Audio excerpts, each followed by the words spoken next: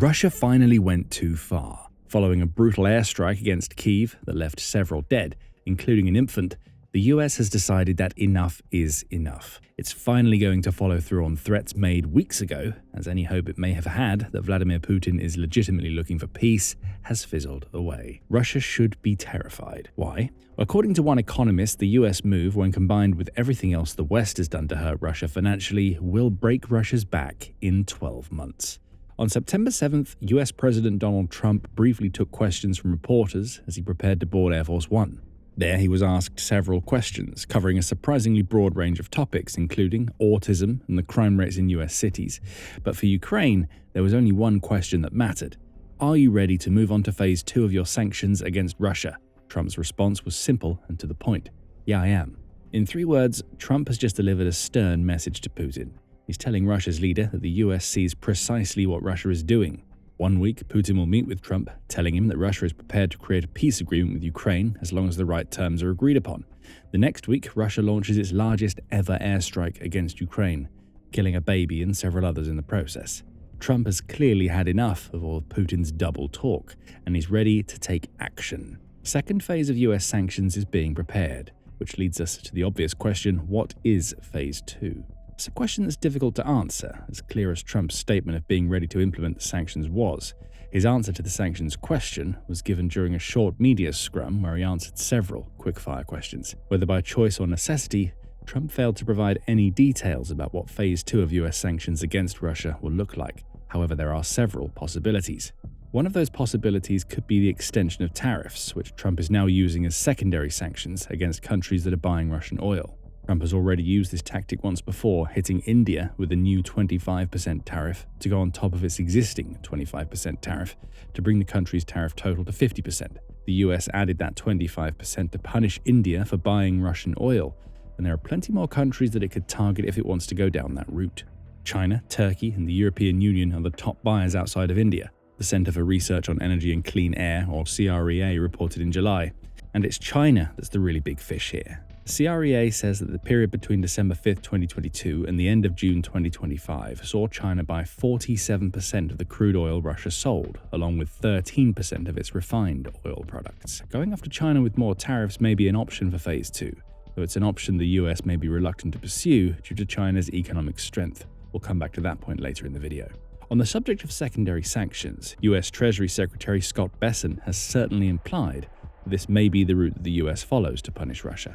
The Independent reports him as stating that the US and European Union, or EU, could heap secondary tariffs on the countries that buy Russian oil to make Putin pay for his latest attack, though doing so would require the EU to follow America's lead.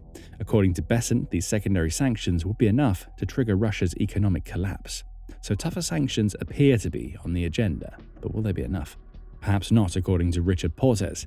A professor at the London Business School, Portes joined Times Radio for a discussion about Trump's latest sanction-related comments.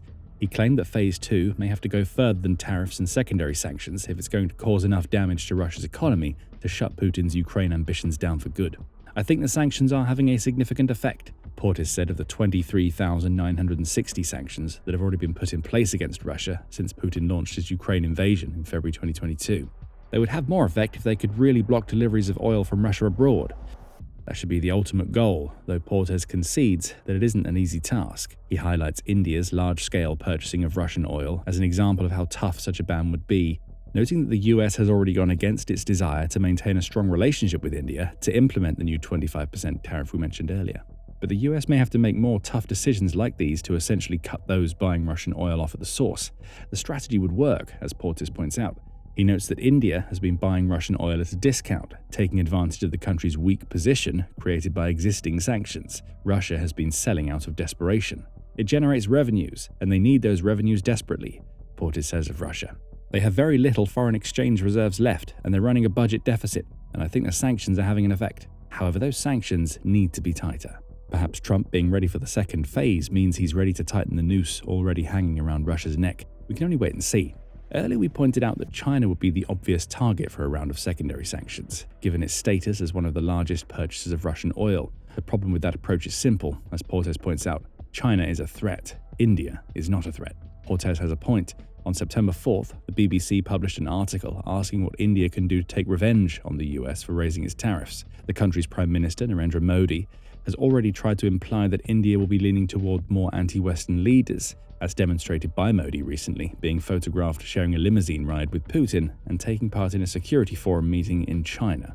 Modi has also announced that the Indian state will be providing some sort of financial help for exporters who are going to be hit hard by the new tariff rate. However, beyond that, there may not be much that India could do to respond. It's heavily reliant on exporting for its economy, with the BBC suggesting that the new US tariff could drop India's sales of goods and services to the US by as much as $35 billion during the 2025 financial year alone. Hundreds of thousands of jobs could be lost as a result of this decline, suggesting that the US has India over a barrel with the tariffs. India could retaliate. It could implement tariffs of its own against US products, as it did back in 2019 when it imposed tariffs on 28 types of American goods. However, that strategy could only work if India wasn't so reliant on the US. Retaliation is a very costly and unproductive strategy because at the end of the day, India depends more on the United States than is the case in reverse. Carnegie Endowment for International Peace professor Ashley Tellis tells the BBC. That's demonstrated by the fact that the $86 billion India makes annually from selling goods to the US is 3 times higher than the amount the US makes from selling to India. In this situation, the US has all of the leverage. So it can introduce new tariffs, knowing that the financial pressure those tariffs create might be enough to convince India to start looking for alternative oil supplies. China, on the other hand, is a very different prospect, as Portes explains. China has the means to retaliate in all sorts of ways, whether military or economic, he says. There is a limit. Even these inexperienced and to some extent incompetent people in the American administration who deal with these things realize that they can't push China around very easily. Putting aside the somewhat insulting nature of that comment against the US administration, Portes has a point about China being no pushover. In June 2025 alone, China exported $325 billion worth of goods while importing $210 billion, creating a positive trade balance of $115 billion, according to the Observatory of Economic Complexity. While this demonstrates that China, like India, is reliant on its exports to generate revenue, the numbers here are far larger. Furthermore, the same outlet notes that China has the world's second largest economy in terms of gross domestic product, weighing in at a massive $17.8 trillion. None of this is to say that tariffs against China wouldn't hurt. However, they wouldn't be enough to stop China from buying Russian oil. China can absorb the financial hit, and it's already shown that it's willing to respond to US tariffs with tariffs of its own. At one point in 2025, US tariffs on China amounted to 104%, which is more than double what India is dealing with right now.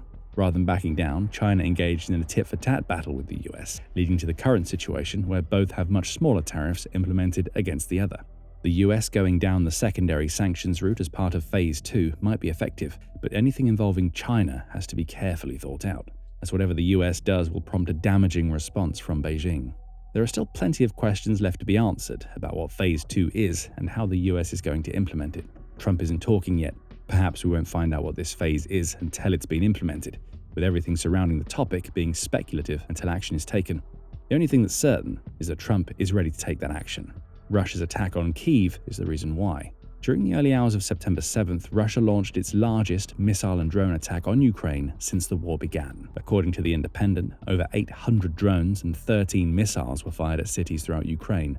Kyiv was one of the targets. There, Russia managed to hit Ukraine's government building, though no deaths appear to have been caused by this strike. Elsewhere, 4 people were killed, including a mother and her 3-month-old infant. The strike marked Russia's second assault on Ukraine's capital within the previous 2 weeks, meaning it's also the second assault since Putin met with Trump in Alaska to discuss a path toward peace. Trump left that meeting believing some progress had been made. Putin showed him on September 7th that negotiating won't get the US or Ukraine anywhere. Ukrainian President Volodymyr Zelenskyy was quick to remind Trump of that fact following the September 7th strike, as he took to X to make clear what the Russian strike really was. Such killings now, when real diplomacy could have already begun long ago, are a deliberate crime and a prolongation of the war, Zelenskyy wrote. It's been repeatedly said in Washington that sanctions will follow a refusal to talk. We must implement everything that was agreed in Paris. The message delivered to Trump couldn't be clearer. It's time to take action. Zelenskyy reinforced that message with a later X statement offering a more generalized call for sanctions. That is why statements by state leaders and institutions must be backed by strong actions, sanctions against Russia and individuals connected with Russia, tough tariffs and other restrictions on trade with Russia. Their losses must be felt. That is what is truly convincing. Zelenskyy made these statements as the grim cleanup was taking place in Kyiv. Over 90 rescuers, 160 police officers, and 200 utility workers were involved in the task, showcasing just how much of a strain Russia's actions are placing on Ukraine's public services. If now isn't the time for the second phase, whatever that might entail, then when, Zelenskyy appears to be saying. Let's assume that Trump agrees. And better yet, against all common wisdom, the US goes all in on its secondary sanctions and applies tariffs to everybody buying Russian oil, including China. What impact could such sanctions have on Russia? The effects might not be immediate, but such sanctions will come at a time when Russia is already struggling economically. On September 4th, the Moscow Times reported that the CEO of Sberbank, Hermann Gref, believes that Russia is heading toward a period of what he calls technical stagnation. Sberbank is the largest bank in Russia, Central and Eastern Europe, according to the bank's own website, and is predominantly state-owned. Such comments coming from the CEO of a bank that is under the Kremlin's sway should be ringing alarm bells inside Russia. Gref pointed to Russia's high interest rate as the major problem that will lead to this technical stagnation. A main driver, of course, is the key interest rate, Gref said. According to our internal estimates at Sberbank, the rate will be around 14% by year-end. Is that enough for the economy to start recovering? In our view, it's not. Given the current level of inflation, recovery can only be expected when the rate is at 12% or lower. Note the use of the word recovery. Right now, Russia is on the brink of an economic disaster unless it drops its interest rates so rapidly that inflation is likely to spiral out of control. It's into this economic melting pot that the US could drop phase 2 of its sanctions, potentially stripping away billions of dollars of oil revenue in the process. However, Portes is quick to note that Gref is missing the point when it comes to what is causing all of Russia's problems. He says that Russia's interest rate likely has to remain at 18% to control inflation, rubbishing Gref's claims in the process. But the real problems inside Russia aren't due to inflation. It's a war economy which has deprived consumers of consumption goods and is running out of labor because they're sending all these young men off to get killed, Portes says. The term technical stagnation is rubbish in his view, as Russia's real problem is that its economy is heading towards 0% growth and will soon end up in decline. The one thing the pair can agree upon is that Russia's economy is in major trouble. Sanctions have played a role in that, with Phase 2, assuming the US goes all in, having the potential to push Russia into the financial abyss. The impact wouldn't be immediate, but it would come quickly, within 12 months, according to Portes. When asked if he believes that projections of Russia's economic collapse within the next 24 months are accurate, he tells Times Radio, "I think the Russian economy is in deep trouble, and 24 months is a long time. I'd say 12. Within the next 12 months, there's going to be serious economic disruption. The kicker for Putin is that this disruption is going to come with the sanctions and many other issues inherent to a wartime economy already in place. If the US decides to twist the knife with Phase 2, whatever that phase entails, the 12 months might shorten dramatically. Russia might not even make it until the summer of 2026 before it's in serious economic trouble. There are two ways that Putin might be able to respond to this looming crisis, Portes claims. The first is simply to get out of Dodge. I think there's a reasonable chance that the economic pressures will be such that Putin will start looking for a way out, he tells Times Radio. Does that mean a way out of the Ukraine war or a way out of the Russian presidency altogether?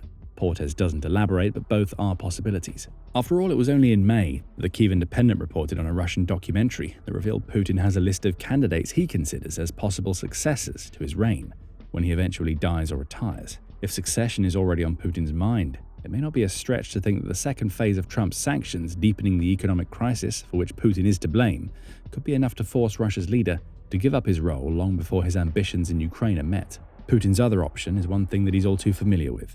Ignore the looming crisis while dedicating yet more resources to the war he started.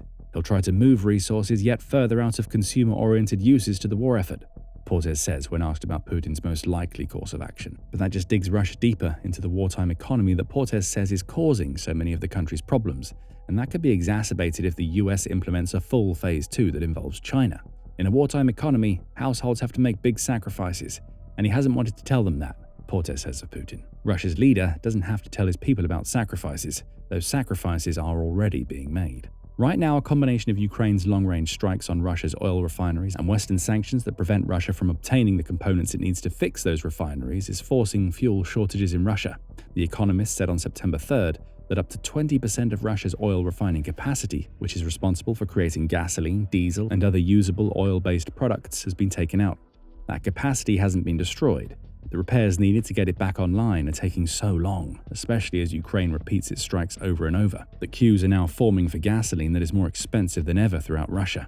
Business Insider reports that Putin's haphazard solution to this refinery crisis may result in Russia relying on coal. There's a fairly large amount of coal of various classes, which will last for almost 1,000 years.